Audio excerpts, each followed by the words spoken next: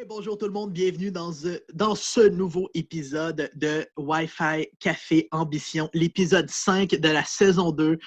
Et puis, c'était toute une semaine. On en a beaucoup à dire. On a un invité extraordinaire et génial. Et avec moi, qui m'accompagne comme d'habitude, toujours fidèle au poste, Josiane. Oui, bonjour. Qui va passer aussi à la radio de Radio-Canada à l'émission, si je n'abuse pas, l'heure du monde à Radio-Canada. Donc, ça va être enregistré. Je mettrai le lien dans la barre de description sur YouTube et sur mon site Internet, Josiane Brousseau. Excellent, excellent. C'est drôle parce que notre invité d'aujourd'hui, justement, a été à la radio, justement, sur la même Exactement, j'ai hâte d'en parler un peu plus tard. Donc, c'est ça. Cette semaine, on rentre encore dans le commerce en ligne et tout parce que je pense que les gens cette semaine, parlent... parlant de commerce en ligne, j'ai été dedans. C'était une semaine incroyable chez Néomédia, agence marketing web. J'avais des œillères et je fonçais parce qu'on a géré un volume d'affaires probablement 3 à 4, peut-être même 5 fois de qu'est-ce qu'on a l'habitude de faire dans une semaine. Ça a été, on a condensé cette semaine 3 mois de travail. Tu sais, les 3 mois de travail en une semaine. En ce moment, les gens ne le voient pas, mais j'ai des larmes de sang qui coulent tellement que ça a été intense. J'ai de la boucane qui sort par les oreilles. Le rouge en dessous du nez, je pense. Non, mais tu sais, t'as donné une idée. 10 minutes avant qu'on commence ce podcast, j'étais encore dans mon bureau en train de finaliser justement le commerce en ligne d'un de nos clients.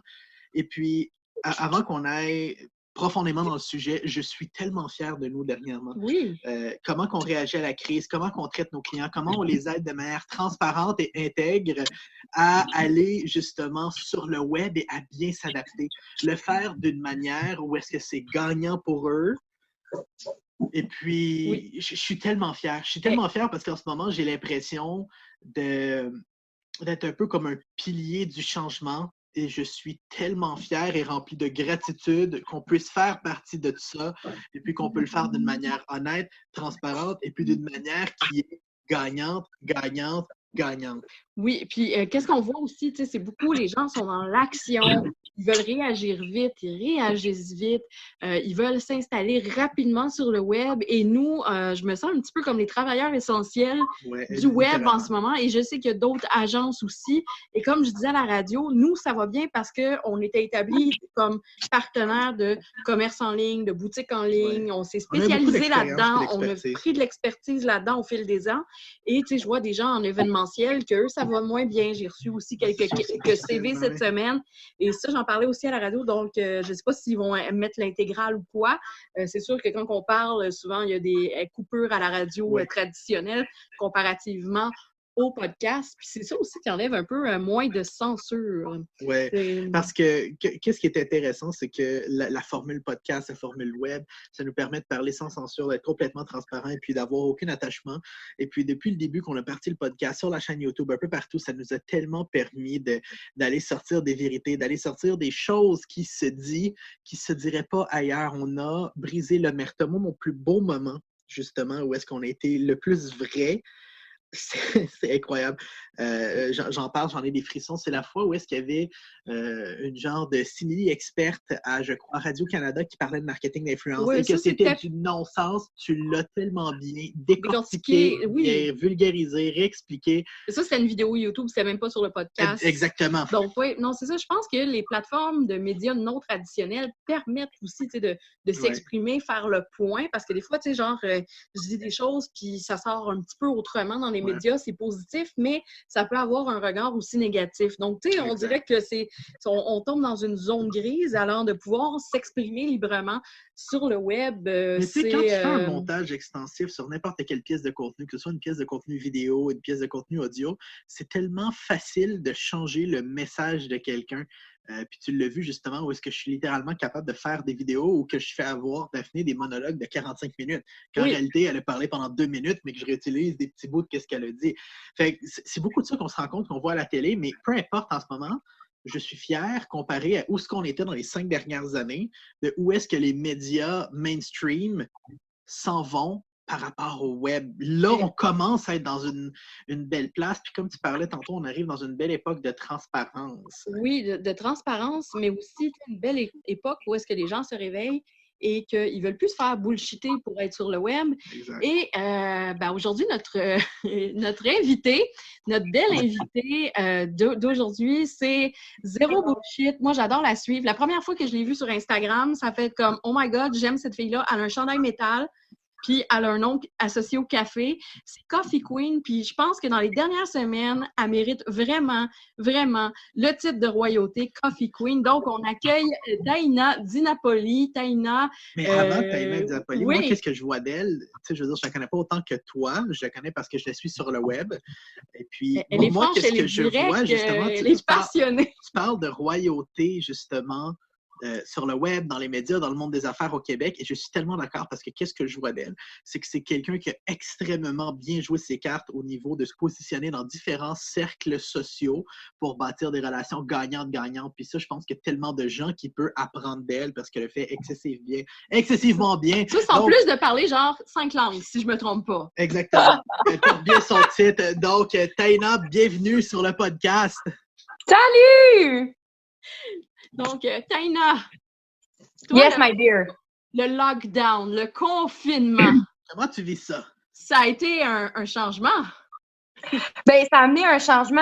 Je veux dire, j'ai starté une nouvelle business de A à Z complètement. Fait que le changement, je sais même pas si on appelle ça un changement ou un reborn, genre une espèce de un baptême quasiment. Je sais pas comment appeler ça, là, mais ça a vraiment engendré chez moi un virage à 180 degrés de la direction où est-ce qu'on s'en allait depuis les 6 dernières années.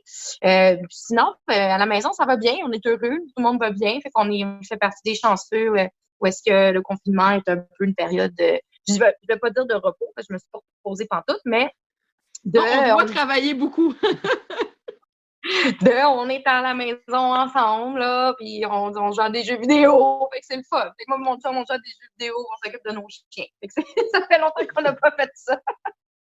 Ça fait des petites vacances, mais non, moi, je te regarde, tu pousses. Mais ça me fait penser ce qu'elle vient de dire. Oui. Depuis le confinement, je trouve tellement, c'est encore là, c'est quelque chose qu'on dit depuis des années, les gens ont trouvé des manières de travailler tellement plus efficacement puis de compresser le temps. Il y a tellement de meetings inutiles qu'on faisait, qu'on allait à l'autre bout de la ville pour dire 3 mots à quelqu'un, juste pour dire que tu as serré la main, quand dans le fond, tu pouvais juste faire ça en 5 minutes sur un Zoom, un Skype, un Google Meet, peu importe, ou même dans un email. Les gens travaillent de manière efficace en ce moment et je suis fier. C'est ça.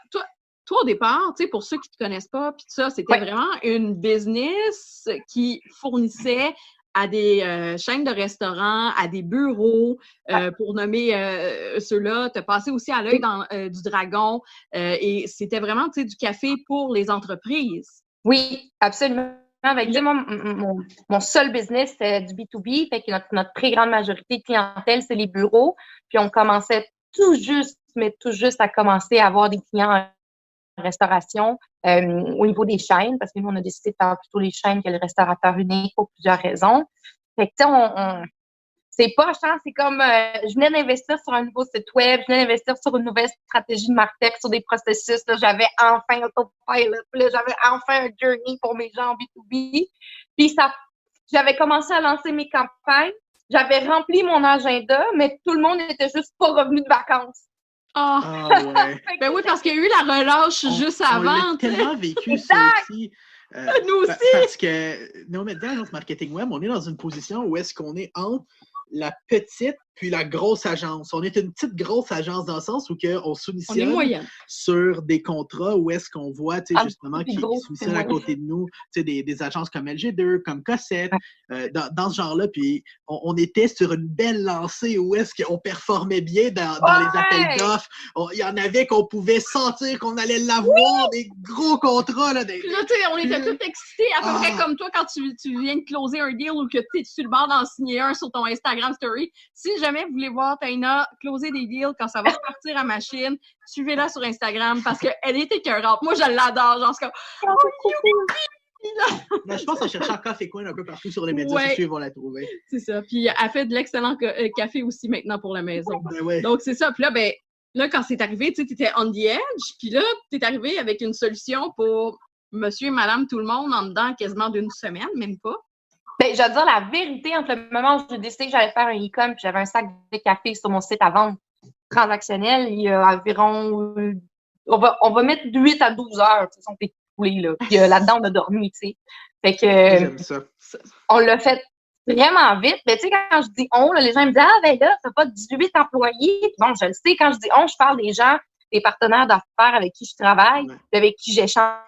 Parce que j'ai pas fait ça tout seul dans mon salon, on m'a torréfié du café, l'emballé, le shipper, OK? Fait que l'ensemble des acteurs qui évoluent normalement avec moi dans ma business, ben c'est ces gens-là qui ont répondu à l'appel, même si eux aussi, ils ont vécu le même choc que moi, les mêmes difficultés, la même perte de clientèle. Quand moi, j'ai fait comme, aïe, il faut que je mette ça en ligne. Tout le monde a répondu à l'appel avec une efficacité, une rapidité vraiment ridicule. Ce qui fait que j'ai réussi à mettre mon premier maudit sac de café en vente en ligne comme du jour au lendemain. Wow, oui. Ça, c'est fantastique. Ça, j'aime tellement ça. Puis ça me fait penser un peu à l'histoire de comment on a démarré Néomédia, agence marketing web. Dans le fond, c'est qu'avant de partir à l'agence en tant que telle, moi puis Josiane, on faisait de la consultation et puis on travaillait, faire une très longue histoire. On se racontera une autre fois, justement, l'histoire complète, parce que c'est une méchante longue histoire, mais très longue histoire courte. On avait un client qu'on avait dans un contrat annuel, une grosse compagnie aux États-Unis, un contrat annuel avec dans les grosses 6 chiffres pour avoir Josiane et moi pour les aider. Puis ça allait bien, c'était génial, c'était fantastique, c'était formidable. Et puis, le deal, c'est que dans le fond, ils nous payaient à la fin de l'année, mais on avait une entente contractuelle et tout. Et puis finalement, il est arrivé un paquet de successions d'événements. Ils ont eu des troubles financiers et puis on n'a jamais été payés. Mais nous, dans la tête, c'est comme, hey, c'est garanti, on est payé à telle date et telle date, comme des méga gros montants. On est bien, on rit, puis on a du fun. Et puis, c'était un peu notre monde au complet s'était écroulé. Oui. Et puis, qu'est-ce qu'on a fait? On a dit, on a besoin de se retourner vite. Voilà dans quoi on est bon. On va faire plus que juste de la consultation parce que, tu sais, pour retrouver les clients de simples consultations qui vont nous faire vivre comme on le veut, ça peut prendre des mois, des années. Puis on ne veut pas travailler avec n'importe qui, mais on peut bien vivre en consolidant le fait que plutôt que de référer constamment à gauche et à droite nos clients pour tel ou tel service, on pourrait nous-mêmes les gérer. On pourrait nous-mêmes devenir les foremen de nos propres chantiers. Et puis finalement, ben, c'est ça qui est arrivé. Puis c'est de là qu'est né justement Néomédia, agence marketing web, dans l'adversité et puis dans un creux où que littéralement on avait besoin de payer notre loyer genre une semaine plus tard. Là, c'était grave. Mais on dirait qu'on a cette force-là, les entrepreneurs, puis je ne sais pas si tu es d'accord avec ça, à se réinventer du jour au lendemain et justement d'y aller, tu sais, comme avec l'impulsion. Oui. Ben oui, absolument. Ben moi, je vis dans l'action, là. C'est ça qui me motive, c'est ça qui me... je donne une idée de l'action, là. Parce qu'il y a beaucoup de gens qui m'ont dit, oui, mais tu avais déjà du café à vendre. Fait que dans le fond, tu as juste fait un Shopify et tu l'as crissé sur tout. Bon. La vraie histoire, c'est qu'en réalité, moi, mon café, il vient sous forme de EcoPod qui va juste dans mes machines. C'est des grosses machines à café. Puis elle a plusieurs milliers de dollars pour un usage commercial dans des gros bureaux. Fait que mon café va juste dans mes machines. Fait que moi, mon café, là, le gros stock, le 40 pieds, le container de 40 pieds qui vient d'arriver, genre, 2 semaines d'Italie qui est parti une journée avant que l'Italie ferme, OK, là, ce container-là, je peux pas le vendre à personne parce que personne n'a des machines à la maison. Fait que moi, il a fallu que je demande à un compétiteur de me roaster un blend de café puis de le mettre dans des sacs avec mon étiquette dessus le plus vite possible. On en a un, on en a deux. On en a même 2 ici, justement, à côté de nous. Il en reste la moitié d'un, même pas. Il en reste pas plus coup. Puis là, on a reçu l'autre ce matin. Ah ouais. Puis, tu sais, genre, vraiment, ton blend... il est génial. Il est génial. Fait que ton compétiteur va bien travailler avec toi. Il n'est pas en train de nous empoisonner. Non, ben, c'est la force du réseau. Ça, je disais tantôt, des gens qui ont vraiment répondu présent à l'appel. Mais c'est sûr que j'ai dit que j'allais dire à tout le monde c'était qui, là, qui allait faire mon café. Il peut pas être mauvais, là, tu sais. Fait que, non, mais blague à part, j'ai créé des relations qui sont vraiment belles puis qui me permettaient, tout ça pour dire que avoir des relations, ça me permet de vivre dans l'action. Fait que quand j'ai un projet, j'ai tout de suite une personne à appeler. Exactement. Avec qui je sais que je peux avoir une première étape qui va se faire pour que le projet aille de l'avant. Fait que je suis tout le temps dans l'action, puis être dans l'action, c'est ça qui permet de te virer de bord rapidement. J'y ai pas pensé deux fois. C'est drôle parce que qu'est-ce que tu dis là, c'est en ce moment, tout ce que j'ai fait cette semaine, c'était De l'action. Dans l'action, mais tu sais, un genre de connecteur dans le sens comme, OK, tu as besoin de ça, j'appelle ma personne qui fait ça, j'appelle ma personne qui fait ça, je connecte lui avec lui. Puis c'est tout ce que j'ai fait, j'ai travaillé non-stop, mais dans le fond, j'ai pas, tu sais, on a développé des sites web, j'ai pas personnellement codé une ligne de code, oui, une pour dépanner une place, mais j'ai pas codé une ligne de code, j'ai connecté le programmeur avec le graphiste, avec le gars qui s'occupait des serveurs, avec l'autre qui faisait ci, puis ça, puis ci, puis le client, puis les mettre en appel conférence. Je veux dire, je me sentais quasiment comme, tu sais, dans l'ancien temps, là, les call centers là, des années 30 là, avec les genres de trucs de téléphone. Téléphonique. J'ai écouté Cable Girl, genre, le sur Netflix. Oui, j'ai vu peut-être le premier épisode, mais c'était vraiment ça, tu sais. C'est vraiment bon, écoute. C'est ça, tu sais, clac, clac, clac, voilà. Toujours connecteur, c'est exactement ça. Puis, tu sais, souvent, c'est le fun, là, l'idéalisation. Les gens sont comme, j'ai des idées, mais ils restent bloqués. Je veux dire, moi, tu sais, pour vrai, il est lettre, mon sac, là. Mon logo, il est taché, on va se le dire, là, tu sais, je le sais, là, pas. J'aime le fait qu'il soit comme en papier brun. Pour vrai, j'aime ça. T'sais, ça, c'est cool. Mais, tu sais, il me faut une belle étiquette. Mais, je me suis dit, le gars qui me fait mon café, il va me roaster demain matin. Il a besoin d'une étiquette tout de suite. Il est 10h30 le soir. Je rappe-tu le loup, puis je suis poignée, il va attendre une semaine de plus pour avoir du café, ou j'y envoie une étiquette que je fais tout de suite sur Canva, tu sais, le plus vite possible, avec genre bien, tu sais. Ben, j'ai envoyé ça bien, ben, mine de rien, on a vendu du café, même si l'étiquette est lettre. C'est vrai, en affaires, il y a une quote, une citation qu'on entend souvent, qui est si tu attends que tout soit parfait, tu ne vas jamais faire de move, tu ne vas jamais bouger, tu ne vas jamais prendre d'action parce qu'il n'y aura jamais le contexte où tout est parfait. Là. Il va toujours avoir au moins un 5, 10, 15, 20% de chaos. Là. Moi, je ne suis pas capable de voir un monde parfait. Puis je pense que dans un monde parfait, je serais triste. Non, je comprends. Je pense que c'est vraiment de bouger et puis de bouger vite. Puis en ce moment, tu sais, ceux qui vont bien s'adapter, justement, c'est ceux qui vont avoir bougé vite comme toi. Puis on en parlait un petit peu aussi, tu sais, cette semaine en message. Tu sais, tu disais comme là, ben tu sais, moi, j'ai une entreprise, mais tu sais, t'es pas rendu au point d'acheter la grosse machine. Puis on les regardait, puis ça nous fatiguait. Puis là, tu sais, je t'écrivais une fois de temps en temps, un jour, là, je te promets, je vais acheter la grosse machine. Là, je te le promets, là. Tu sais, genre, on boit beaucoup de café à la maison, par exemple. C'est ça. Peut-être industriel, on s'en reparlera après le confinement. C'est ça, tu sais. Puis on a un garde-robe comme bureau à Montréal, là. Tu sais, on a un pied à Montréal où est-ce que c'est un garde-robe, là. Avec des salles de meeting. Avec des salles de meeting, parce que c'est un espace c'est pas un espace de coworking, mais tu sais, c'est une place d'affaires. Une place d'affaires, tu sais, vraiment. Okay. Et, en passant, gros shout-out à eux. Le 1188 Union, c'est génial. Si vous avez une entreprise que vous cherchez, en passant, c'est pas sponsorisé. Ils fournissent pas le café, par exemple. Fait que c'est pour ça qu'on va avoir besoin d'une machine à café. Ils sont super sympathiques. Le staff est génial. On en avait visité d'autres places d'affaires à Montréal. Oui. Et puis eux, on a trippé sur le staff, on a trippé sur la place. Et puis le fait de dire qu'on a un pied à terre à Montréal, c'est des peanuts. Exactement. Pour avoir une adresse corporative. C'est vraiment je vais revenir au café. Fait que tu sais, genre, c'est ça. Mais moi, quand le stack est sorti, je vais être comme, oh yeah, c'est ça que je veux. Tu sais, l'avoir, goûter le produit, goûter, tu sais, comment le processus de shipping. Hey, 24-48 heures, il est chez nous. Je capote. Je capote. C'est quasiment aussi vite qu'Amazon. Je sais pas comment tu fais, mais c'est aussi vite qu'Amazon. La magie. C'est de la magie! Tu sais, pour vrai, tu sais, ça a été comme... Puis là, je te l'ai dit, regarde, là, je considérais déjà, par ta personnalité et tout, acheter le produit. Mais ça t'amène aussi des clients qui là, ils sont un petit peu plus dans le processus pour quand ils vont faire le move. Tu dois le voir. Avec ton branding et puis toute la force qu'il y a autour de ton nom, puis qu'est-ce que tu es en train de créer, à faire des apparences partout, comme tu le fais en ce moment, je pense qu'un à regarder, qui est tellement une histoire de succès en ce moment avec son e-com, c'est François Lambert. Tu devrais faire pareil, des packages où que ton livre, un planner, des produits de package. Ça existe déjà. Ah, mais moi, t'as pas été sur le planner. Moi qui achète le café. Non-stop. Je te le dis, cette semaine, j'avais des œillères, je fonçais, j'étais sur le téléphone de 8 heures pile jusqu'à... Hier, j'ai fini mes téléphones à 2 heures du matin. J'envoyais des emails. Le monde qui m'envoyait des emails dans la nuit, je fais « What the fuck, ils sont fous? » Puis je réponds tout de suite. Puis eux disent « Il est fou! » Fait que non, c'est ça. Mais tu sais, pour ton idée de package, là, en réalité, moi, en ce moment, ce que je suis en train de chercher, c'est de la merch cool pour mettre là-dessus. Ah, mais pas nice. juste de la merch cool, mais de la merch que je vais éventuellement pouvoir slapper mon logo dessus. C'est tellement facile. Puis il y a une belle compagnie à Montréal qui fait ça, qui on l'a déjà fait. Oui, ma fille, elle a son petit e-com pour la grande journée des petits entrepreneurs qui va être C'était annulée quel jour? cette année, mais on va quand même Ouais. faire sa journée à elle. Et c'est avec eux autres, c'est Art of Wear. OK? Ouais. Cool. Ouais. Allez Et checker ils font ça. ça, puis ils ont même un app qui connecte Exactement directement avec Shopify. avec Shopify. Fait que les gens passeraient, ça s'appelle du print on demand, le modèle d'affaires, tu as sûrement déjà entendu ça.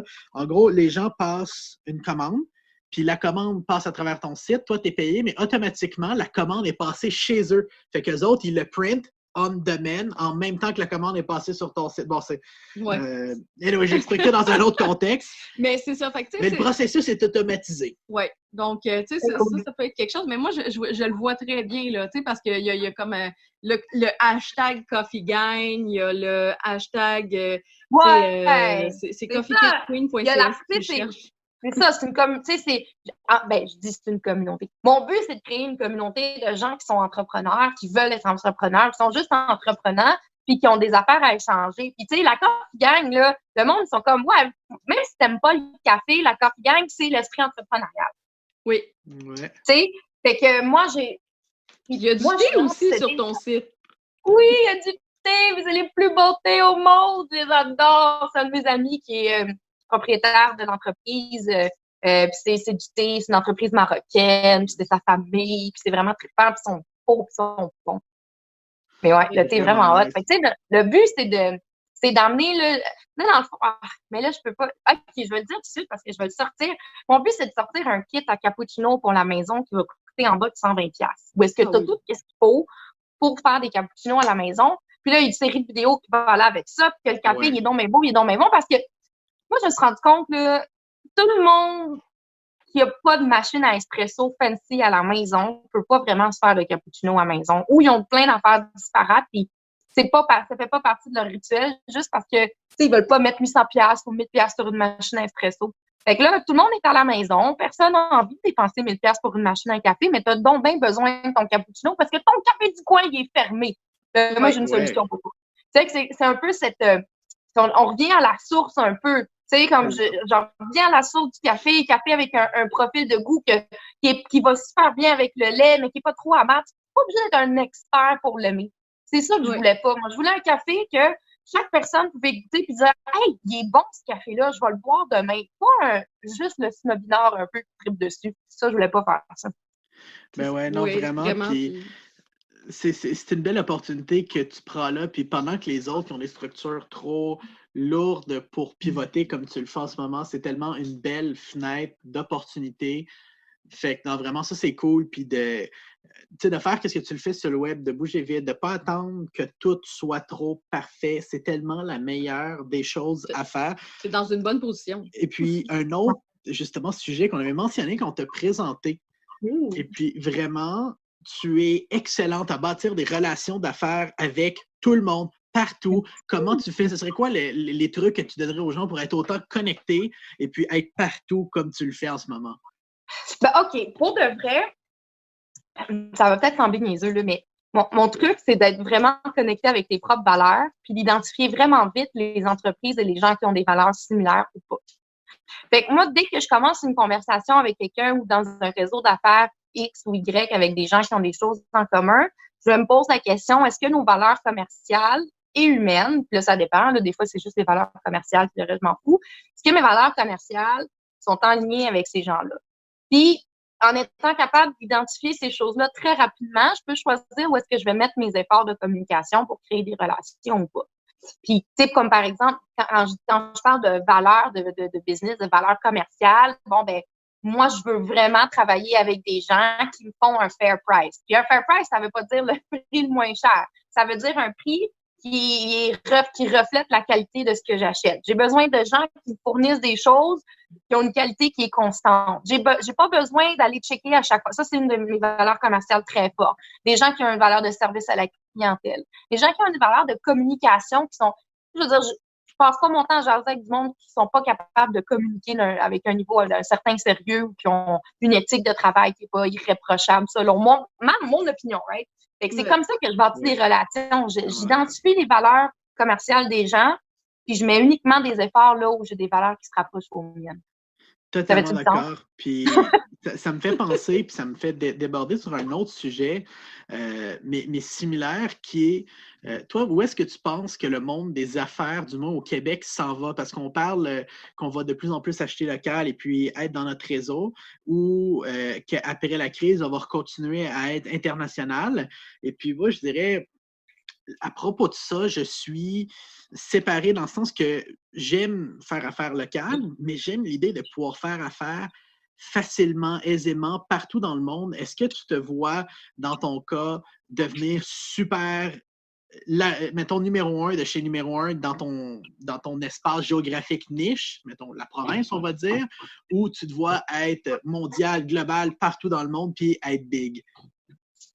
Écoute, moi, je suis une fille patiente. De deux, j'ai des grandes ambitions, mais j'ai pas l'ambition de me dire que je vais être une multinationale qui fait 150 millions de choses à faire ou 75 millions, peu importe.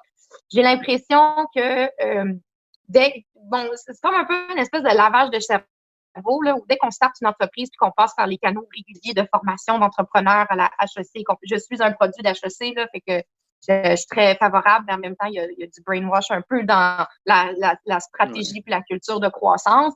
Mais on dit tout le temps aux gens, si t'as pas l'optique de vendre aux États-Unis, oublie ça, c'est de la merde, ton entreprise. On est juste 7 millions au Québec, c'est bien trop petit, il n'y a pas assez de francophones, tu dois t'en aller ailleurs.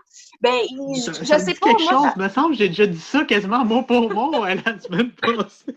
Je t'ai pas écouté la semaine passée, mais c'est une philosophie que moi, je trouve un petit peu toxique parce qu'en réalité, on peut-tu commencer à penser à comment rejoindre les gens? Ben, pour moi, mon idée, c'est je vais commencer à rejoindre des bureaux à Montréal et dans les environs. Je vais en faire je suis pas une compagnie tech, là, j'ai pas un POS système. Pourquoi je me garoche le plus vite possible sur le marché mondial partout, là? Tu sais, si t'es pas une compagnie tech avec un software qui va se faire copier parce que t'as pas des PI et qu'il faut que ton MVP soit sorti le plus vite possible, là, ben, commence donc par satisfaire le monde autour de toi, les entreprises qui sont, les clientèles qui sont là de façon régionale, puis après ça, croire. Tu sais, moi, oui, je veux y aller en Ontario, mais je vais attendre d'avoir une position beaucoup plus solide à Québec, au Québec, Montréal, aux environs. Fait que tu es d'accord à condition qu'on y aille brique par brique et puis qu'on le fasse de manière solide plutôt que d'un coup. C'est ça l'affaire, manière solide. Tu sais, c'est vraiment ça mon mantra. À moi, c'est manière solide. Parce que moi, j'aime ça. Parce que j'aime ça chaque fois que je fais un pas par en avant, pas risquer d'en faire 8 par en arrière. Ça, c'est ma tolérance au risque à moi. Mais si t'es pas une grosse compagnie de tech, là, ben, une petite compagnie en tech qui a une technologie qui doit vraiment arriver en premier sur le marché et dominer tout le monde le plus vite possible, ben, je suis pas dans cette espèce de mentalité. J'aime le point que tu viens d'arriver là parce que c'est très contextuel. Puis comme je disais un peu quand j'expliquais, moi, je suis très séparé sur cette question-là parce que dans certains cas, je suis à l'international le plus gros, le plus vite possible, c'est important. Puis dans d'autres cas, je suis comme, mais non, cette idée-là est parfaite pour le marché local puis devenir grand. Fait que, comme tu dis, je pense que c'est vraiment une question de contexte, à condition que tu fasses la bonne chose avec le bon contexte, tu ne te trompes pas. Et puis, je pense que c'est de ne pas virer dans des idées trop politiques ou personnelles, parce que ça, souvent, on le voit souvent, puis on a vu un client, ça nous a fait tellement de peine, un client, je sens qu'on avait aidé à lancer sa marque, ça avait fonctionné super bien, mais son concept ne pouvait pas marcher simplement au Québec parce que c'est un concept où est-ce qu'il devait aller toucher la masse, mais une masse énorme. Et puis, on avait justement tout développé un gros système de e-commerce avec un paquet d'automation. C'était incroyable. Il y avait un potentiel énorme. On avait commencé justement à faire du marketing à l'international. Il y avait des bons résultats. Il s'est fié à son beau-frère. À un moment donné, son beau-frère est arrivé puis il a dit « T'es au Québec ici ».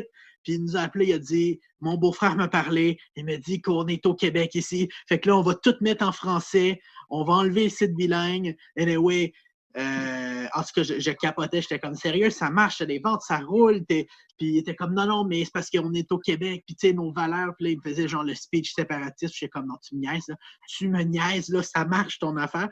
Fait que c'est pour ça que je me dis, c'est important de ne pas corrompre nos idées et nos actions par justement des facteurs, des facteurs personnels ou politiques.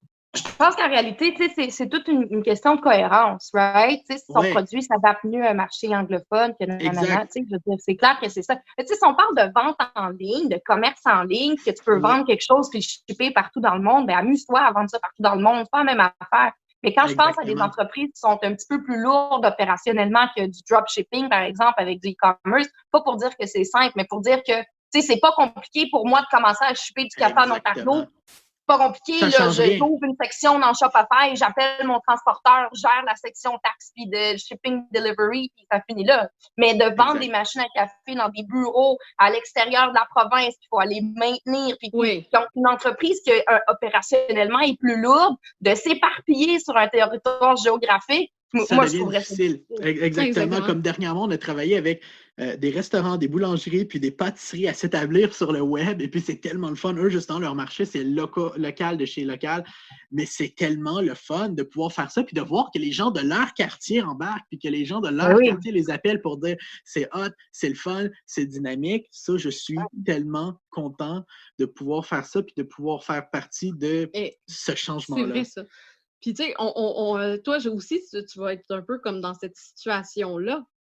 Tu sais, comme on parlait, tu sais, justement, tu sais, là, la consommatrice de café qui a besoin de son café, qui suit sur les réseaux sociaux, mais ça s'avère que c'est aussi un chef d'entreprise ou une chef d'entreprise.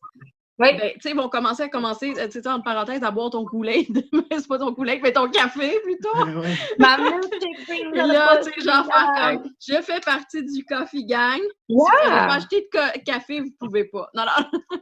Non, mais tu sais, c'est ça l'objectif. Tu sais, tantôt, sinon tu me demandais, écoute, est-ce que les gens vont continuer à acheter local? Qu'est-ce qu'ils vont faire?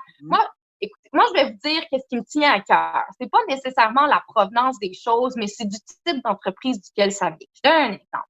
Moi, je fais affaire avec une entreprise en Italie pour mes éco-pods de café. Fait que c'est une entreprise familiale, artisanale, établie à Naples depuis 1922. C'est bon comme toi et moi, là. Ils ont des enfants, ils travaillent fort, c'est à leur père, c'est un legs familial. Il y a de l'amour dans ce café-là, ça n'a pas de bon sens. Je m'en fous que ça vienne du fin fond de l'Italie, tu comprends? C'est une entreprise familiale avec des gens avec qui on a des valeurs qui se rejoignent. Puis quand je leur donne de l'argent et qu'ils m'envoient du stock, je sais qu'il y a 2 familles qui vont vivre de ça.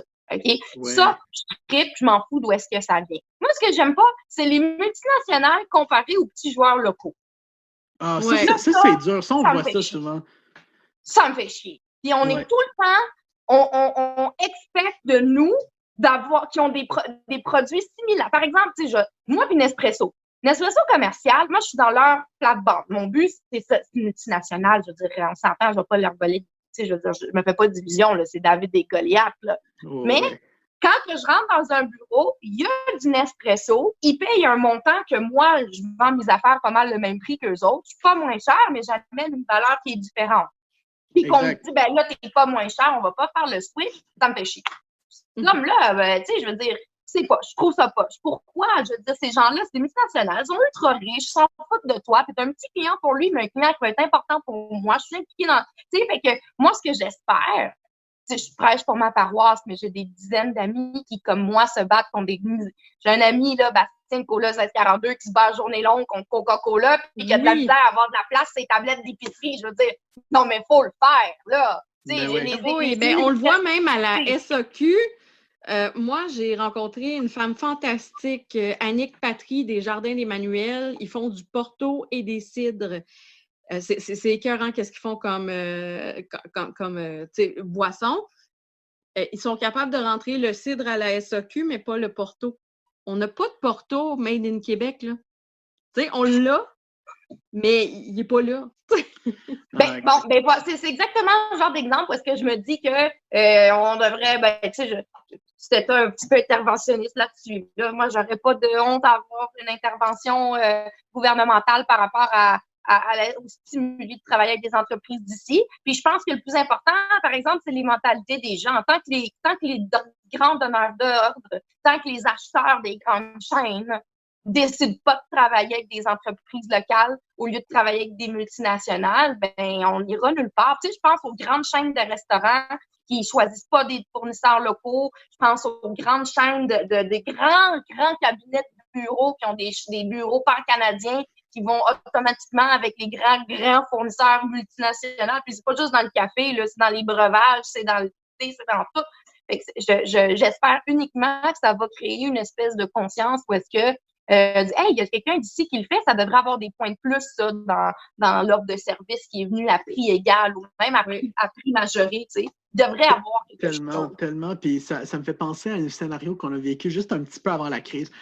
Justement, on se missionnait sur un gros projet, là, très, très gros chemin avec, on peut dire, une multinationale. Puis je pense même qu'ils sont présents en bourse, vraiment. En tout cas, quelle grosse multinationale.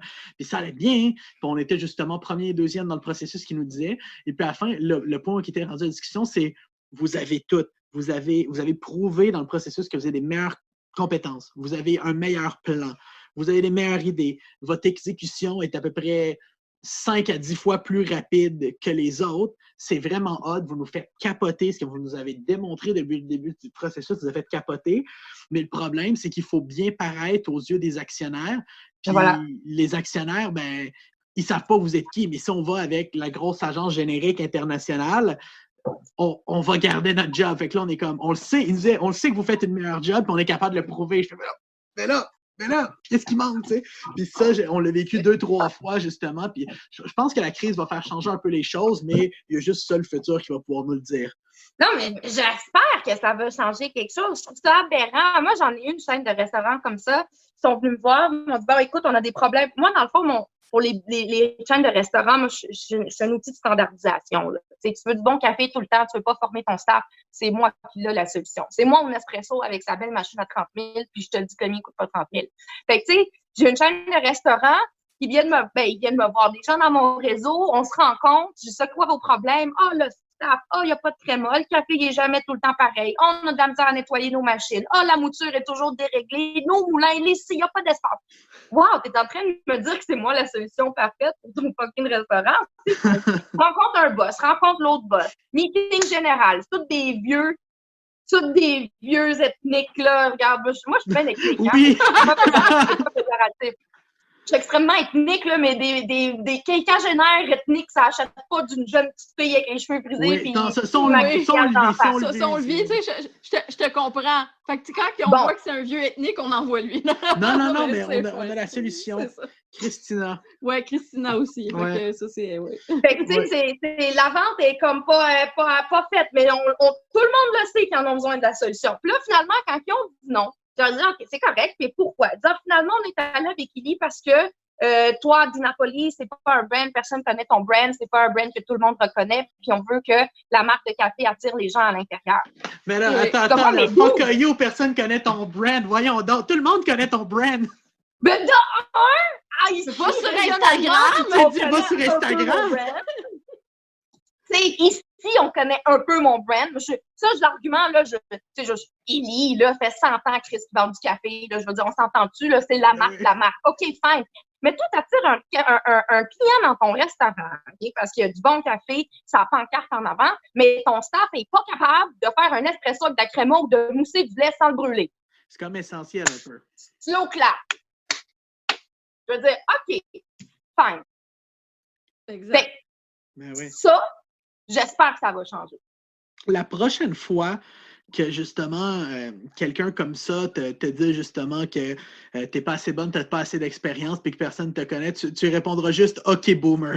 Je pense que l'expression... Ce matin, j'en ai donné un à quelqu'un, là. Il m'a dit « quand tu grandiras, tu verras que ça vaut la peine de... » En tout cas, tu sais, d'une espèce de speech patriarcal, j'ai dit « OK, Gandalf ». OK, Gandalf. Oui, c'était bon ça. OK, Gandalf. Ça, c'est la version 2000. C'est la version. OK, toi, t'es plus que boomer. All right. Don't worry about it. C'est bon. Puis sinon, comment tu vois le futur après la crise? Comment tu penses que les choses vont changer? Puis est-ce que ça va changer? Est-ce qu'on va sortir de chez nous bientôt? C'est quoi toi, ton forecast? C'est quoi les prévisions là, d'après-crise? Je vais te dire la vérité, les seuls forecasts que je regarde, c'est mes ventes en ligne. OK, moi, tu parles de ta semaine que tu avais des œillères, là. Moi, j'ai des œillères par rapport à toutes ces histoires-là. Il y a un virus, on a des officiels gouvernementaux qui vont nous dire quand est-ce qu'on va fucking sortir de la maison. Moi, je reste chez nous et je vends du café en ligne. OK? Toutes les autres prévisions. That's it. Oui, sur mes maudits ads sur Instagram et Facebook. That's it. C'était pas. Je te demandais, je me disais peut-être que tu me voyais un petit peu différent de nous autres parce que nous, c'est notre style de vie depuis des années. Moi, ça n'a rien changé, la crise. C'est un peu selfish de dire ça, mais même que ça m'arrange un peu parce que ça m'évite beaucoup de meetings inutiles.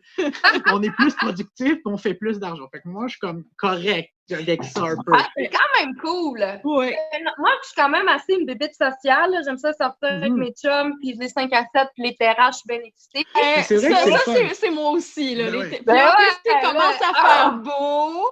Je veux un spritz sur une terrasse. Oui, un espresso martini. Là, je vais m'y faire avec des vins bons produits. S'il vous plaît. Fait que bref, non, mais je pense que le mois de septembre, ça devrait revenir un peu plus à la normale. Je pense pas je pense qu'on va passer l'été. Je pense que cet été, je vais être pognée pour refaire mon jardin parce que c'est le seul endroit où je vais pouvoir être dehors. C'est ça la réponse. Je pense que... C'est pas mal ça. Moi, je regarde le nôtre puis je fais c'est ça, une fenêtre là, puis on est comme on regarde la fenêtre à droite. D'habitude, on va dans les parcs, hein, vous autres aussi. Fait que moi, la cour, c'est le bordel. Je vais tout le temps dans les parcs. Je vais faire tout ça chez nous dans la cour en arrière. Là, cette année, la cour, elle est quand même grande, hein, pour je veux dire, c'est une grosse cour, ça, on va l'arranger. C'est à peu près ça. C'est ça, exactement. Fait quoi, là, c'est ça. Puis vraiment, je pense que le futur va être bien parce qu'il y a beaucoup de choses qui devaient être changées, beaucoup de choses de boomers qui n'avaient plus aucune logique aujourd'hui en 2020 qui commencent à donner de plus en plus de sens pour tout le monde, que les gens appelaient, comme exemple, les conférences web, les vidéoconférences, ça donnait tellement de sens. Le commerce en ligne, ceux qui retardaient là-dessus ont pris action, je suis tellement content. Les médias de masse qui ont pris compte justement maintenant que le web prend une place énorme, vraiment, je suis content parce que ça force les choses à bouger et à aller de l'avant. Et puis ça, moi, c'est la lumière que je vois à travers l'adversité, c'est ce changement-là positif qu'on voit. Et un autre changement positif, cette semaine, on n'a pas eu de Publisac. Oui! Y a-t-il du monde qui met encore de la pub dans les Publisac? Oui. C'est dégueulasse, je suis fâchée à chaque fois. Ça, puis les enveloppes, des agents immobiliers poches. Je suis outrancée à chaque fois. Je suis comme... Mais le pire, c'est que Publisac, ça fait 3 fois que je remplis le petit form dégueulasse. Pour qu'il arrête. Pour qu'il arrête. Et puis, il n'arrête jamais, puis il ne m'envoie jamais le sticker. Et puis, mais c'est sûr qu'ils ne vont pas arrêter. Ces gens-là n'ont pas Internet. Ils doivent faire ça papier. Ton nom doit être dans une filière dédoublée sur 2 cartons. C'est ça, exactement. Non, mais je les envoie. La dernière fois, OK, dans leur... j'ai le droit de sacrer, là, c'est notre podcast. Dans le petite form, il y avait une ligne qui s'appelait adresse. J'ai mis notre adresse pour qu'ils m'envoient le sticker pour qu'ils arrêtent de donner les Publisac. Et dans la form, j'ai rempli mon adresse. Et puis eux, ils me renvoient un email en disant il faudrait peut-être que tu nous donnes ton adresse pour qu'on te l'envoie. Et puis dans l'email qu'ils me renvoyaient, tu vois la case adresse qui est remplie. Genre, je sais quand même, t'es vraiment con. Genre, il y a l'adresse dans le courriel où tu demandes mon adresse. C'est très poche. Tout est brisé. Ah non, vraiment, là, des gens compétents chez Publisac, mais je pense qu'ils ne sont pas parlables, que les autres sont boqués sur le modèle d'affaires. On n'a pas essayé d'avoir une conversation avec ce monde-là, à un moment donné? Moi, hier, avec Pajon. Avec Pajon, c'est encore pire. Mais non, Pajon. Hier, sur LinkedIn, il y a quelqu'un qui est venu me parler. J'ai vu ton podcast. Puis là, elle me donne son numéro de téléphone. Elle dit, moi, je travaille pour la radio. Fait que, OK, tu sais, genre une espèce d'hameçon hook, genre pour faire croire à une genre d'entrevue, mais finalement, à vendre de la pub à la radio. Puis quand j'ai à décrypter que c'était de la pub, qu'il fallait que j'achète de la pub à la radio, c'est comme, mais tu penses qu'il y a quelqu'un qui va mettre de l'argent sur de la pub à la radio en ce moment? J'ai oh my God, mais là, t'as dit, c'est une autre planète, là. Non, c'est ça. Non, c'est ça. Moi, tu sais, hier, quand j'ai dit, il y a quelqu'un qui voulait quelqu'un qui s'est reviré sur un scène pour bâtir son entreprise en ligne, j'ai pensé tout de suite à toi parce que, tu sais, vraiment, moi, je te suis, puis à chaque jour, genre, c'est comme... Parlez de votre entrevue, justement. C'est quoi? Moi, j'étais pas là. Comme je dis, j'avais des œillères, fait que j'ai pas compris ce qui s'est passé, mais raconte-moi ça. Oui, en fait, de mon côté, on m'a demandé c'était quoi les bonnes pratiques un peu sur le web à établir, puis est-ce qu'il fallait avoir peur un petit peu des GAFA? Est-ce que le panier bleu, c'était une bonne solution? Est-ce que, tu sais, je vais vraiment répondre à ces questions-là. Et on m'a demandé avant l'entrevue si je connaissais quelqu'un qui, justement, avait changé son modèle d'affaires de A à Z. Et j'ai dit, ben, Taina Di Napoli. Donc, Yeah! C'est que ça, c'est avec Radio-Canada. oui. Nice. Donc, Taina, toi, ça ressemblait un petit peu à quoi l'entrevue par rapport à ton c'était super de mon pivot du point A jusqu'au point B. Là, en fait, du point A au point 1, parce qu'on a changé de catégorie. Là. On écrivait en arabe, de gauche à droite, on vire d'abord, on rendu en allemand. Comme on n'a plus rapport. Là. On est complètement sur une autre planète. Fait qu'on est passé du point A au point 1. Fait que ça a beaucoup parlé de ça. Donc, exactement, là, c'est ça. Très c'est nice. vraiment... Et puis, changement de sujet. Cool. Si je ne me trompe pas, Taina, toi, tu avais été dans l'œil du dragon, c'est ça? Oui! Parle-nous donc de ton expérience. Il y a tellement de Raymond, on a travaillé avec un paquet de clients qui ont été, qui vont y aller. Vont passer. On ne peut pas dire c'est qui, on a un NDA. Mais parle-nous donc de ton expérience, parce que ça a l'air qu'on est, je ne veux pas dire l'officiel, parce que ce n'est pas du tout le cas, mais j'ai l'impression que dans pas long, à côté de KPMG, au début de l'émission, il va y avoir Néomédia, agence marketing web. Genre, vraiment, je suis fière parce qu'il y en a beaucoup là-bas avec qui on travaille. Fait que, raconte-nous, toi, comment a été ton expérience? Comment tu as découvert ça? Puis c'était quoi l'effet pour toi? Ben écoute, moi, j'ai été un peu avant que ce soit cool. En fait, c'est pas vrai. J'y étais avant que ça devienne trop cool, quand c'était encore cool d'y aller. Je sais pas si je m'explique. Quand je suis allée il y a 5 ans, c'était encore spécial d'y être allée. Là, maintenant, pour de vrai, moi, je rencontre une entreprise, je suis comme, tu sais pas encore un Expo Dragon. Tout le monde a comme la réaction, quand t'as pas essayé d'y aller, t'es pas encore allé, c'est quand tu sors. Tout le monde y va, OK? C'est devenu l'affaire, faut que tu y ailles. Quand moi, je suis allée, c'était pas, puis le niveau est beaucoup plus élevé aujourd'hui qu'avant, là. Comme quand tu regardes la carte. Dans mon année, il y avait des gens exceptionnels, là, mais il y avait encore un peu de sensationnalisme, parce qu'il y en avait des vraiment pas bons qui savaient pas chose binouche, là. Bon, c'était un peu spécial. Fait que ça a eu beaucoup d'impact sur ma notoriété, sur mes ventes. Ça a bien été. Moi, je conseille à tout le monde d'y aller. C'est une expérience fantastique. Ça a bien été à TV. Ça a moins bien été après. Comme pas mal tout le monde, en réalité. Exactement. Puis je pense que c'est un petit peu normal parce que tu veux faire un show, tu es à télé, tu veux mettre un hook sur l'opportunité, puis après, tu verras si c'est réellement bon. J'imagine que c'est un peu ça. Ben, il y a ça. OK, moi, ça m'a pris des années de comprendre pourquoi ça avait mal été pour moi, puis analyser pourquoi ça va mal pour beaucoup de personnes. Mm-hmm. C'est parce que, puis, au début, j'étais frustrée de ça, là, tu sais, je me disais, pourquoi t'es gentil, c'est pas correct ça, puis j'étais super fâchée de ça. Puis avec le temps, en côtoyant des gens qui sont des investisseurs, qui sont réellement des VC, puis en côtoyant des entreprises qui, pour de vrai, au lieu d'aller au Dragon, genre, ils vont faire des rounds de financement avec Ange Québec, j'ai compris c'est quoi un fucking investisseur, OK? Ça m'a pris des années de comprendre c'est quoi un business, où est-ce que quelqu'un allait mettre de l'argent pour investir. Mais illumine-nous! Ben, je vous illumine tout de suite. Vas-y, raconte-nous ça nous intéresse. Je l'adore. OK, dans le fond, là, les dragons, moi, bon, il y a les dragons, on va prendre la différence entre les dragons en anglais et les dragons en français. Les dragons en anglais, ils investissent de l'argent, sont tous pas vraiment gentils, puis on sait qu'ils sont là pour faire de l'argent, c'est le Canada anglais ou celui des States en cher. Le Canada anglais, c'est correct de vouloir faire de l'argent, c'est une game d'investissement, c'est chill. Au Québec, on est des calinours, on aime ça les gens gentils, on n'aime pas ça les gens qui sont méchants à la télé. Ouais. Bon, ouais. Donc les dragons qui y vont adoptent souvent une attitude philanthropiste, d'amour, de recueil. Et en tout cas, moi, ça me fait chier. J'aime tellement mieux Shark Tank puis Dragon's Den pour cette raison-là. J'ai l'impression que c'est une joke des fois.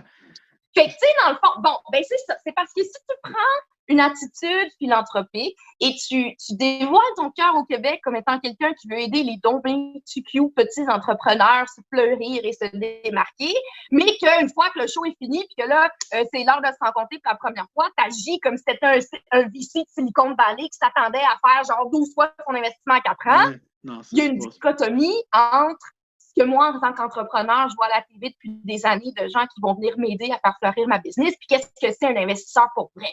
Fait que moi, c'est pour ça que je suis une grande fan de François Lambert. Genre, tu t'attendais jamais à ce que François Lambert te prenne dans la ouate pour te dire t'es donc ben cute, t'es donc ben non. Tu mettais de l'argent sur toi, c'est comme ça que ça allait se passer, puis tu savais qu'après, ça serait pas une trolley de pelletée de rose, puis que ça allait être la plus belle vie de ta vie, puis que vous allez me donner des becs, puis si tu fais de l'argent, c'est pas grave.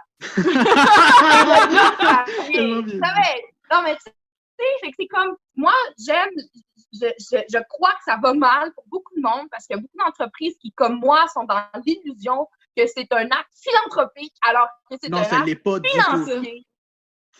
Et j'aime les dragons qui sont financiers dans leur approche. Oui, moi aussi, je suis un gros fan de Kevin O'Leary. Personne n'aime ça quand je dis ça. J'ai lu tous ses livres, j'adore le gars, je suis sa chaîne YouTube, mais quand je dis j'aime Kevin O'Leary, le monde fait « T'es donc ben méchant ». Non, c'est du bon contenu, c'est bon ce qu'il dit. Mais c'est une histoire de cohérence. Donc, moi, j'aime les gens cohérents. Si t'es toute gentille, t'es cute à la TV, puis que tu veux aider des madames qui font de la courte pointe, puis qu'après, la madame... Oups. Oh, ton son. T'es payé parce qu'elle ne va pas à 25 millions. Pas.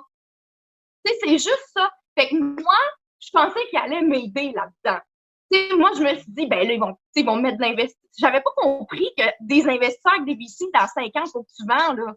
Tu sais, je veux dire, ils veulent leur retour, là. Faut que ça son exit. C'est quoi ta stratégie? Fait que je pense que les gens vont au dragon avec une vision plutôt philanthropique de ce qu'est l'investissement des dragons. Puis cette année, je trouve qu'ils sont beaucoup plus cohérents avec ce message-là qu'avant, là. Tu sais, cette année, c'est beaucoup plus dans la ouate coton watté. C'est des plus petits montants. Puis c'est différent, là. Ça change les dents. Mais quand moi, je suis allée, je pense que c'est ça la chose qui fait que ça bat. Ben, parce que moi, la première fois que j'ai rencontré Martin-Luc Archambault, là, il m'a dit, là, toi, là, puis ta petite business de lifestyle, là, tes vacances à Cuba une fois par année, ta petite BMW, j'ai pas de BM, là, mais la petite BMW que tu vas t'acheter, ça m'intéresse pas. Montre-moi que tu peux faire 20 millions. Je suis comme, d'où tu me donnes 20 000 $? Tu veux que je fasse 20 millions de 20 000 $? Ah, j'ai tellement entendu d'affaires sur ce gars-là. Je rentrerai pas dedans parce que je veux pas être ce genre de podcast-là, mais il y a tellement... Il coûte cher en crise, laisse-moi te le dire. Ah oui, j'ai entendu tellement d'affaires là, sur lui, puis surtout venant du web, j'ai connu des gens qui l'ont connu, puis je veux dire, son claim to fame, à ce que j'ai entendu, sous toute réserve, est complètement n'importe quoi. Moi, là, j'aurais rien contre le gars si à la télé, il y avait l'attitude qu'il y a eu avec moi après la TV. Fait que moi, si à la TV, t'étais comme, ouais, ben, je m'en crisse un peu, il va falloir que tu montres que ça peut scaler cette affaire-là, nanana. Tu sais, à la fin de la journée, on va pas les vendre une par une, tes machines à café. Puis qu'en coulisses, puis dans le premier meeting, 6 mois après, c'est la même attitude. Mais comme tu dis aussi, c'est 20 000 $, là. C'est pas 20 millions, là, qui t'apportent, là. Fait que si moi, je suis à la TV, puis Martin-Luc, il est comme, wow, c'est extraordinaire, c'est ton fun, je vais t'aider. Là, que j'arrive dans mon meeting, puis je suis toute comme, il va m'aider, c'est malade. Puis qu'il me dit, je fais pas 20 millions, je suis de la merde. Ben là, je suis fâchée. Ben oui, c'est totalement justifié, puis c'est ça que j'aime, justement, moi, avec la version canadienne-anglaise, puis la version américaine, Shark Tank, c'est que justement, c'est tellement plus vrai parce que tu entends des discours, là, comment ça va se passer? Étape 1 comme ça, étape 2 comme ça, étape 3, tu vas pas aimer ça, mais... Étape 4, je te vire de l'entreprise puis je la rachète. Exactement, puis j'aime ça parce que je comprends beaucoup de choses. C'est sûr que c'est moins cute pour les matantes, mais je trouve ça tellement plus, le terme en anglais, valuable, que justement... Mais au Québec, on a de la misère à se faire dire la vérité aussi en pleine face, tu sais. Oui, on vit le monde de Calinours. C'est ça, tu sais, c'est comme, puis tu sais, je le vois aussi avec ma fille, puis pourtant, on l'élève pas comme ça, mais tu sais, il y a cette attitude-là très jeune de vouloir plaire à tout le monde. Oui. Puis, tu sais, genre, on dirait que, moi, je l'alimente pas, mais je sais que des parents, que sans faire exprès, l'alimentent un peu. Tu sais, dans le sens que ils vont aller dire, ah, ben, tu sais, c'est le fun. Puis, tu sais, Daphné, elle, ben, tu l'as vu, tu sais, c'est Miss Coquette qui va dire plein de compliments. Puis, tu sais, elle veut vraiment plaire à tout le monde. Puis, tu sais, elle veut pas décevoir personne. Puis, tu sais, c'est comme, tu sais, très, très... Puis là, quand elle est fâchée ou que ça marche pas, puis là, ou qu'elle va faire une erreur, ou, tu sais... on s'entend là, des enfants qui se bousculent, des choses comme ça arrive, puis on le voit, mais ça se reflète aussi dans l'attitude sur le long terme. Mm-hmm. C'est cette attitude de Calinours-là. Je trouve vraiment, puis pas presque chaque épisode, mais au moins une fois par saison, on revient là-dessus. Mais tu sais, notre genre de background de judéo-christianisme, de genre, faut faire plaisir à la paroisse, que tout le monde t'aime. Puis je trouve tellement que ça nous a tiré une balle dans le pied parce que je vais raconter quelque chose de drôle. C'est drôle, puis c'est pas drôle. Ça me fait même un peu de peine. Mais tu sais, je suis quelqu'un que j'essaie d'être vrai en affaires. J'essaie de dire les vraies choses. Puis il y a beaucoup de de Canadiens francophones avec qui je m'entends pas nécessairement bien en affaires, que je trouve ça plate parce que je voudrais, mais parce qu'ils veulent pas entendre la vérité. Ils voudraient entendre l'histoire sugar-coatée. Puis même si ça fait pas plaisir, je veux pas être méchant, je veux donner les meilleurs conseils possibles. Puis souvent, c'est impossible parce qu'on se fait rentrer dans un pattern puis un cycle de mensonges où est-ce qu'on est dans une réalité alternée. Puis moi, j'accepte pas ça. Et puis, je tiens mon point ferme là-dessus en disant qu'il y a quelque chose qui ne va pas ou quand il y a quelque chose qui devrait être changé parce que c'est un no-brainer, je vais insister à dire qu'il faut avoir cette discussion-là. Il faut arrêter de l'ignorer. Ça ne veut pas dire s'engueuler, ça ne veut pas dire se chicaner ou s'insulter. Ça veut dire regardons la bonne direction où il faudrait aller avec tel ou tel projet parce que de la manière actuelle, ça ne donne pas de sens puis vous allez perdre. Puis il y en a que même parce qu'ils savent qu'ils vont perdre dans une stratégie ou un commitment XYZ, ils vont continuer puis ils vont foncer tête première dans le mur parce que, justement, ils sont dans leur narratif qui est d'une réalité alternée. Et puis, comme je disais, ça, je vois beaucoup ça au Québec, puis ça me fait de la peine. Tandis que du côté canadien, anglais ou américain, où est-ce qu'on fait affaire une fois de temps en temps, il n'y a pas une fois où que je me suis pas bien entendu avec les preneurs de décision. On devient les best buddies ever, every single time. Ça, c'est comme, ouais, t'as finalement peut-être raison. Chaque fois qu'on a un client anglophone, c'est t'as finalement raison. Ah ouais, puis on devient le best. Il y a un rapport à l'argent, il y a un rapport à ce que c'est réellement un retour sur investissement qui est beaucoup plus intrinsèque à le upbringing anglophone. Voyons, je vais m'accrocher là-dessus. À ce upbringing. Je suis même pas capable de le dire. C'est donc pour moi upbringing. Upbringing. Anglophone qui est plus. Il y a juste une façon différente de calculer un retour sur investissement. Moi, je le vois beaucoup. Bon, c'est un gros débat. Je ne vais pas embarquer dans le franco-anglais. Exactement, non, c'est ça. Moi, je dirais. Moi, je mange au high. Fait que j'embarque pas. C'est beau. J'aime. Nous aussi, on est pris en sandwich. On va faire les calinos pour celle-là. Exactement. J'aime les deux. Puis je voudrais jamais rentrer dans le duel parce que je veux dire, il n'y a pas plus québécois que moi par rapport à mes origines. Je veux dire, je suis canadien, français. D'un côté, j'ai de la descendance anglaise. De l'autre côté, j'ai de la descendance française et amérindienne. Fait que, tu sais, je peux pas prendre un côté ou de l'autre. J'adore faire affaire avec tout le monde. Mais ce que je trouve incroyable, c'est comment différent c'est.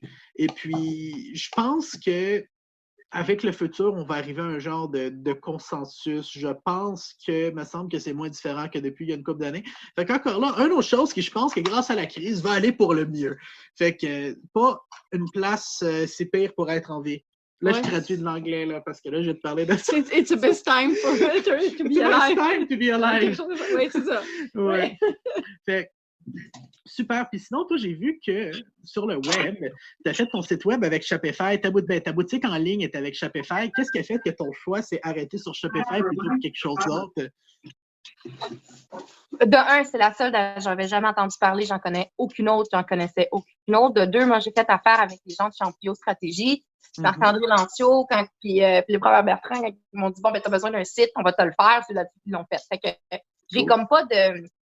Tu sais, quand tantôt on disait je suis passée du plan A au plan 1, je suis vraiment à l'étape 1, là. Tu sais, moi, je suis à mes premiers balbutiements de vente en ligne. Je n'ai aucune opinion, aucune connaissance sur est-ce que le site A est beaucoup plus facile à manipuler que le site B. Est-ce que je ne sais rien. Puis tu te débrouilles bien. Merci, t'es tu fine. débrouilles bien, puis je pense dans ton cas, Shopify, c'était tellement le meilleur choix parce que dépendant du contexte, encore là, c'est quelque chose qui est très contextuel, dans le sens que dans quel contexte, quelle solution va être mieux? Il y a beaucoup d'agences qui se spécialisent dans une ou deux solutions, puis il y a juste ça qui existe, puis justement, ils ont des œillères et ils ne voient rien d'autre. Nous, on recommande, je dirais à peu près 7 fois sur 10 Shopify, mais il y a un 3 fois sur 10 où il y a des solutions qui seraient meilleures. Je pense que c'est toujours une bonne idée d'explorer les autres solutions quand on sait qu'il y a d'autres solutions.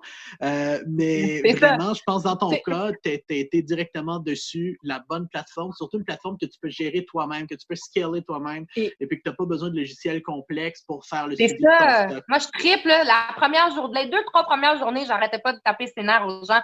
Comment que je change le prix d'affaires? Comment que j'ai créé un nouveau produit, il apparaît pas sur ma maudite page. C'est juste de comprendre qu'est-ce que tu actives pour que ça aille où par rapport aux pages. Bon, bref, tout ça, c'est une grosse courbe d'apprentissage, mais si t'es vraiment motivé, tu fais ça en 3-4 jours, puis là, t'as compris. Ben, c'est ça, exactement. Les bases sont pas du tout difficiles. C'est sûr que quand tu vas justement dans faire du développement d'applications custom avec des buts vraiment précis ou que tu veux un thème complètement sur mesure qu'une fonction XYZ, c'est là que ça devient compliqué chez Shopify.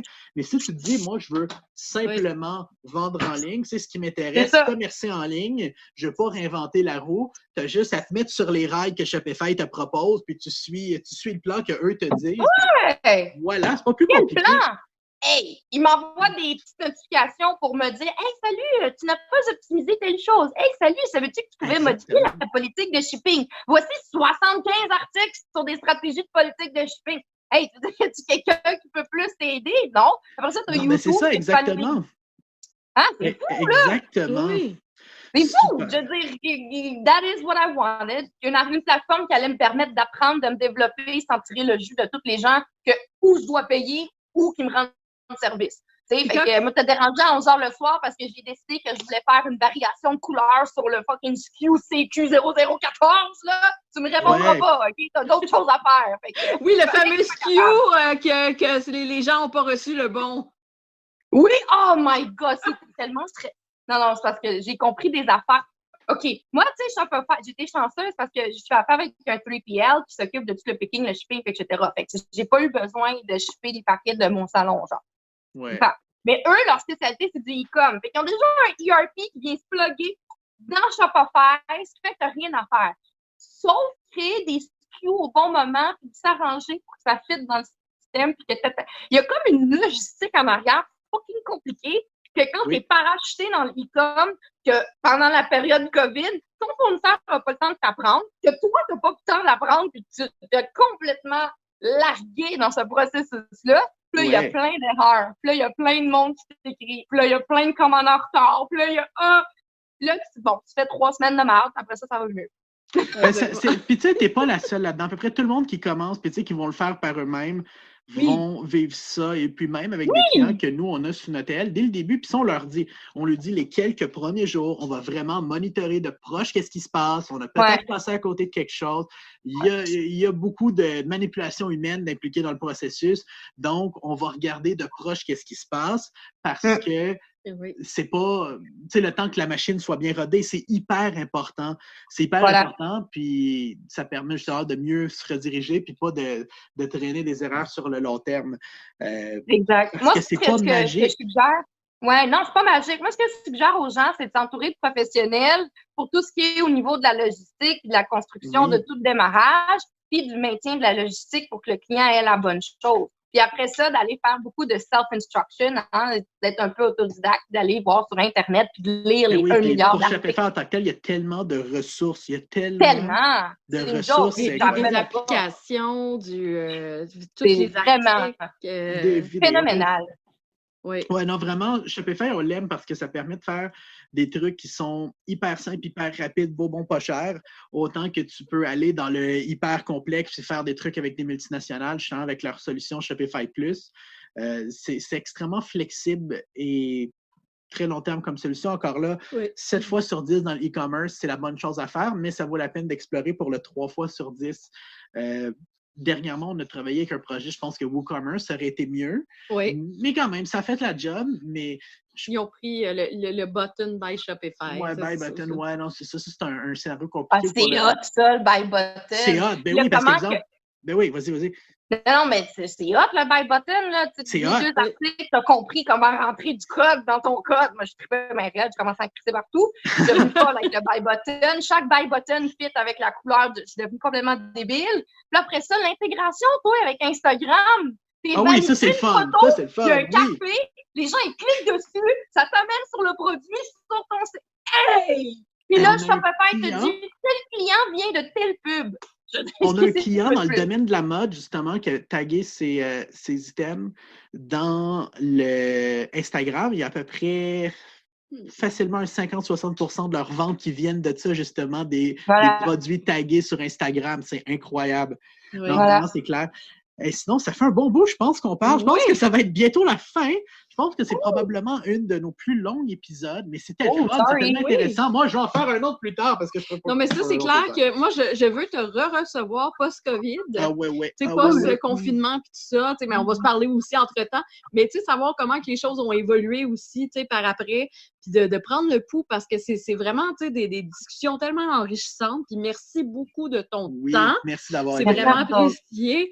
Puis écoute, dès que c'est en ligne, on te l'envoie. Ça va être disponible sur Yeah. Spotify, Google Merci. Podcasts, Merci à toi. Apple Podcasts et plusieurs autres. Donc, c'est ce qui conclut notre podcast.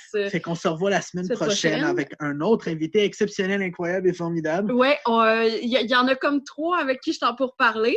Fait que Mhm. ça va être à suivre et on va avoir des belles personnes avec des belles valeurs comme celle de Taïna. Et qu'on- puis, moi, mon souhait, pour ceux qui nous écoutent, c'est vraiment qu'ils puissent pivoter et puis réagir aussi bien et aussi vite que qu'est-ce que Taïna a fait et puis qui passent à travers cette peur-là, cette hésitation-là, puis qui prennent des actions massives, qui aillent à l'extérieur de qu'est-ce qu'ils ont l'habitude de voir pour aller chercher de l'aide et puis qu'ils fassent les bons move pour bien sortir de cette crise parce que naturellement, on veut sauver tout le monde. On veut pas que personne sorte amoché de cette crise-là. Puis moi, c'est ça que je souhaite, c'est que les gens fassent les bons moves, qu'ils prennent le temps, puis que tout le monde comprenne qu'on vit maintenant dans une réalité différente. Donc, merci d'avoir été là. Merci beaucoup. Merci. Salut. À la On se voit prochaine. un autre fois dans un autre épisode de Wi-Fi Café Ambition. Ciao. Salut. Bye!